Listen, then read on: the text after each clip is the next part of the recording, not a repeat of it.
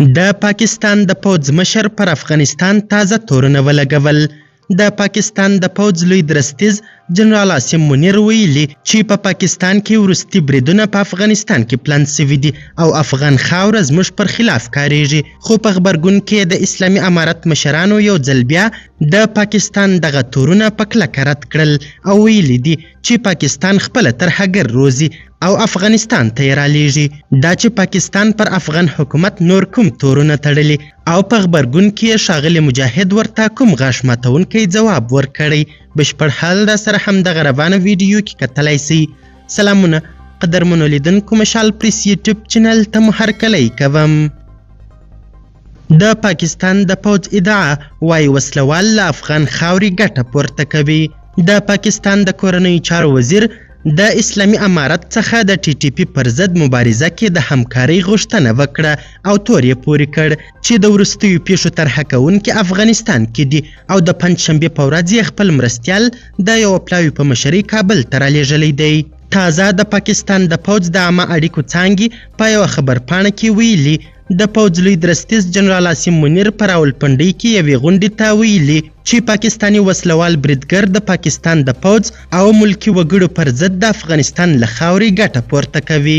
د خبرپاڼې په یوه برخه کې راغلي جنرال عاصم منیر له افغانستانه د پولې په اوږدو کې پرله پسې سرغړونو او د افغانستان له خاورې د امنیتي ګواښونو د رامنځته کېدو په اړه جدي اندېښنې څرګندې کړي او یادونه یې وکړه چې د پاکستان مخالفین له افغانستانه د امنیتي ځواکونو او په پاکستان کې دننه بېګناه ملکي وګړي پر نښه کوي.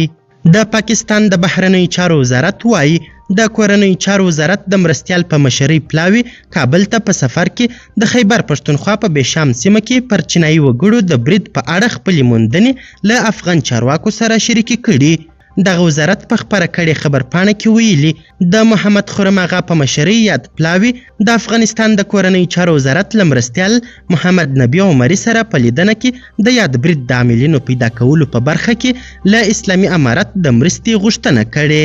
د خبرپاڼه یوه برخه وایي دغه غونډه کې چې بېشام کې د 2024 کال د مارچ 26 پر پیښې متمرکزه وه د کورنیو چارو وزارت مرستیال د بېشام برید په اړه د پاکستاني حکومت موندنې شریکې کړې او د عاملینو پیدا کولو په برخه کې له افغانستان د همکارۍ غوښتنه وکړه. د اسلامي امارت ویاند ذبیح الله مجاهد د پاکستان وروستیو تورونو ته په غبرګون کې وایي د پاکستان پوځ او حکومت یې مسؤلیت لري چې د خپل هیواد امنیت تامین ته جدي هڅې وکړي او افغان حکومت د دوی د امنیت د تامین ضامن نه دی.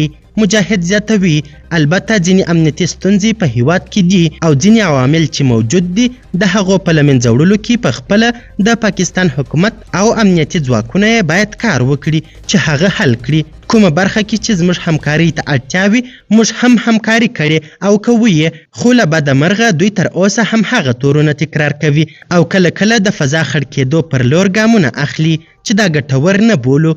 افغانستان او پاکستان دواړه ورونه هیوادونه دي، دواړه ورونه ملتونه دي، نو حکومتونه هم باید د خپلو ملتونو هغه مزاج، غوښتنې او منافع دقیقې په نظر کې ونیسي. دا په داسې حال کې ده چې د امریکا د بهرنیو چارو وزارت مرستیال ویاند ویډانت پټیل هم ویلي چې امریکا له پاکستاني مشرانو سره د وسلوالو ډلو سره د مبارزې په برخه کې په اړیکه کې ده او په دې برخه کې هم خپلو همکاریو ته دوام ورکوي.